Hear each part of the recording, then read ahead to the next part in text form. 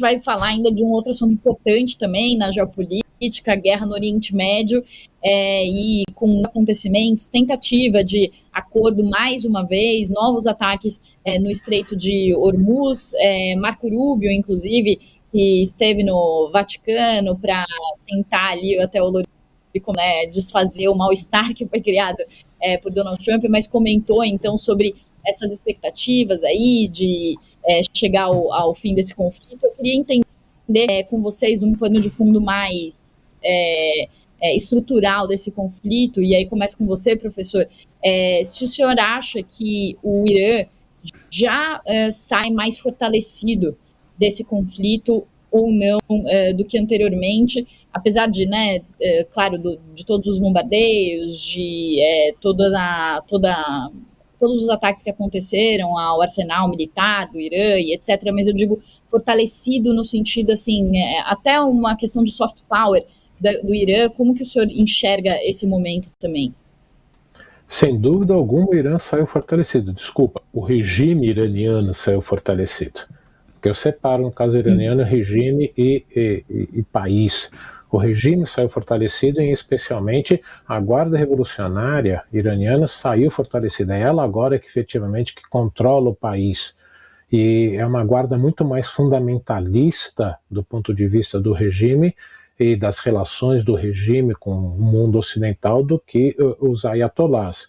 Então, nesse primeiro momento, sim, porque continua no poder e sobreviveu militarmente aos Estados Unidos, a maior máquina de guerra do planeta, a superpotência restante. Agora, o que tem um outro lado que não é só o Irã.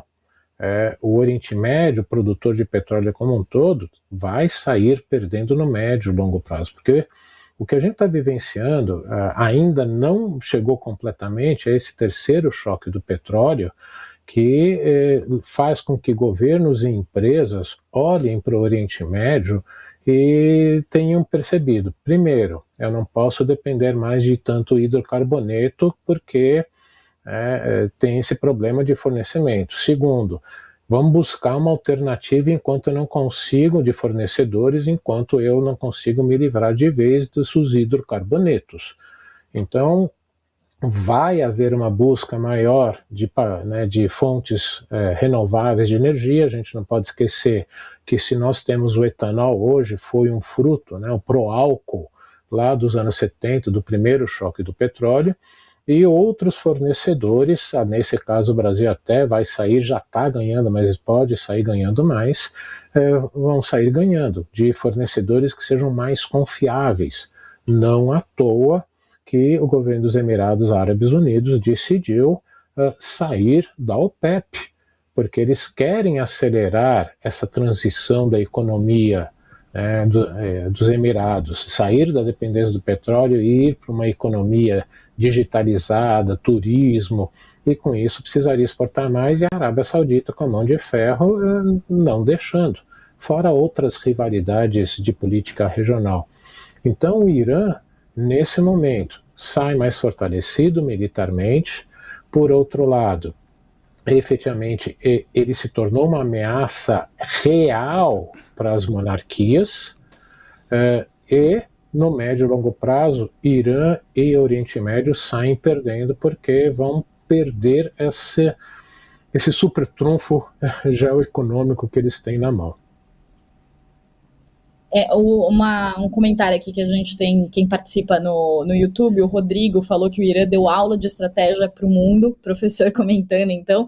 E Lori, você faz comentários muito interessantes, conectando a teocracia islâmica, esse regime que é teocrático, xiita, e aí tem uma pergunta também aqui do César Fábio Miller, ele fala, o problema é o xiismo. Você concorda com essa colocação, Lori?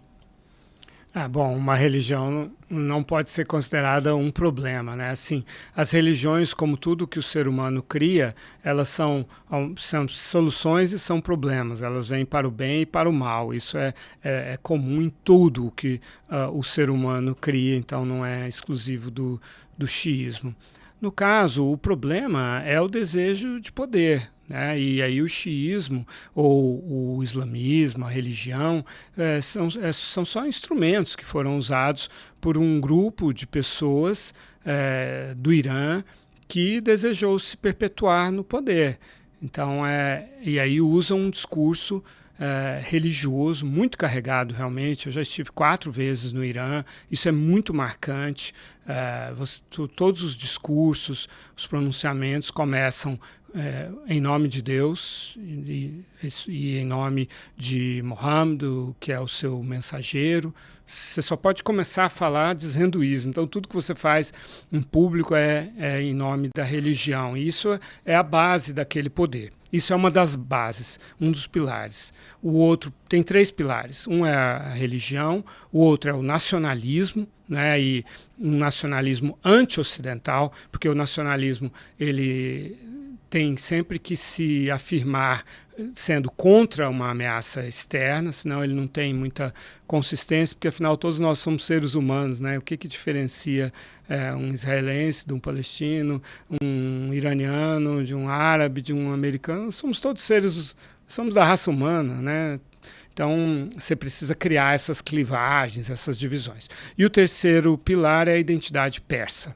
E aí a identidade persa, ela hoje se voltou contra a identidade muçulmana e xiita, né? Foi a forma como o povo iraniano começou a ancorar a sua resistência a esse regime que é extremamente violento, né? Eu presenciei essa repressão, por exemplo, em 2009, nas eleições que tem toda a aparência de terem sido fraudadas, a reeleição de Mahmoud Ahmadinejad. Até hoje, os 3 principais candidatos oposicionistas, incluindo aquele que provavelmente venceu a eleição, o Mir Hossein Mousavi, que tinha sido primeiro-ministro anos antes, está em prisão domiciliar.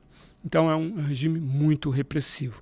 E aí a identidade persa é algo que passou a ser um sustentáculo, né, e um cimento de coesão para o povo, que é um povo iraniano que não pode ser organizado, porque o regime não permite que haja outros partidos, outras associações.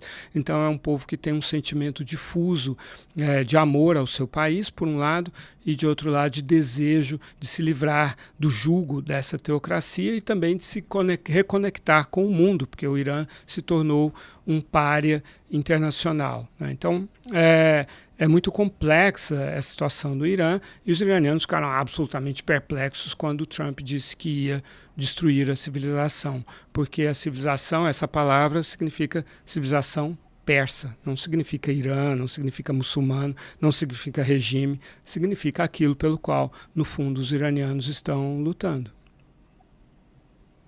O Lori, professor, faz uma análise muito interessante, assim, do ponto de vista do que pode estar se passando ali no Irã, né, e esse sentimento dos iranianos, porque a gente fala muito dessa guerra, desse conflito, do ponto de vista externo, fala muito sobre os interesses dos Estados Unidos, fala sobre o fortalecimento da China, né, mas tem uma população ali que está sofrendo com esse conflito, e até recentemente teve um artigo de opinião no New York Times do Nick Maffei, que é um autor iraniano, ele mora há muito tempo nos Estados Unidos, e ele até falou sobre assim, como é a guerra do scroll hoje em dia, né? E ele falou que ele tem a família dele que mora no Irã e que hoje ele olha a guerra pelo feed, né? Que não é mais a imagem da guerra pela televisão, que já era algo em tempo real, que mudou muito a dinâmica desses conflitos, mas agora é uma guerra em que você fica scrollando, né? Para usar o verbo que se usa hoje, você fica só passando para cima ali as informações. E ele falou que ao mesmo tempo em que ele vê ali nas redes sociais, por exemplo, uma receita, ou ele vê algum lugar para ele conhecer, por exemplo, em Nova York,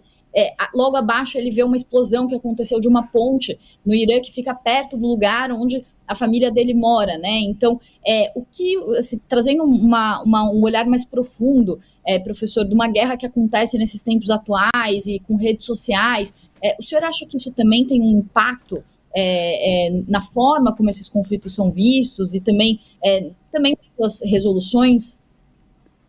Sem dúvida alguma, acho que até a guerra da Ucrânia começou isso. Logo na invasão, o número de repórteres se multiplicou infinitamente, porque cada pessoa com um celular hoje na mão, acesso à internet e uma rede social, estava colocando cenas que que estava vivenciando, às vezes, ao vivo.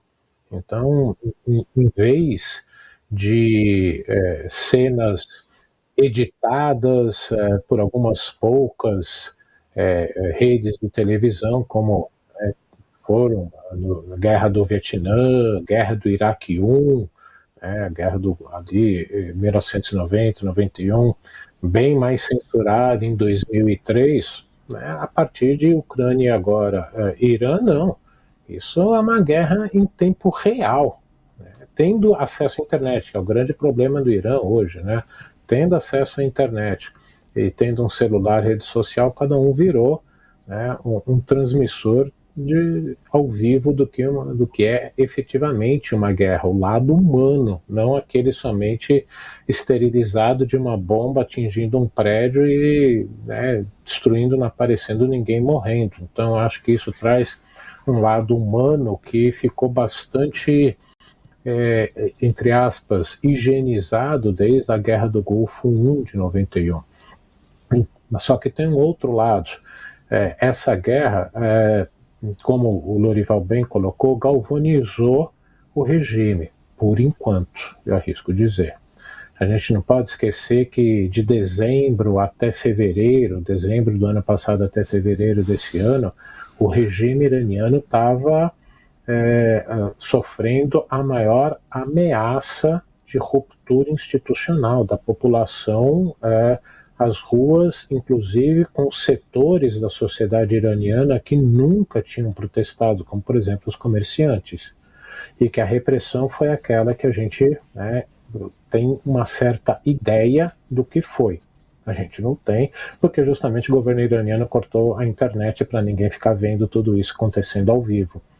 Então, se o regime iraniano estava no limite de cair, o que essa guerra fez, consolidou essa imagem, essa ideia persa da população em torno do regime, e que agora qualquer um que vier a protestar contra o regime, mesmo por qualquer outro iraniano, vai ser visto como um traidor. Então atrasou esse processo de contestação que o regime vai voltar a enfrentar, porque se a situação econômica já estava tão ruim a ponto de levar os comerciantes a iniciarem os protestos em dezembro, de janeiro, eu não consigo nem imaginar como vai ser a situação econômica, social, já com essa guerra, né, aí semi-paralisada.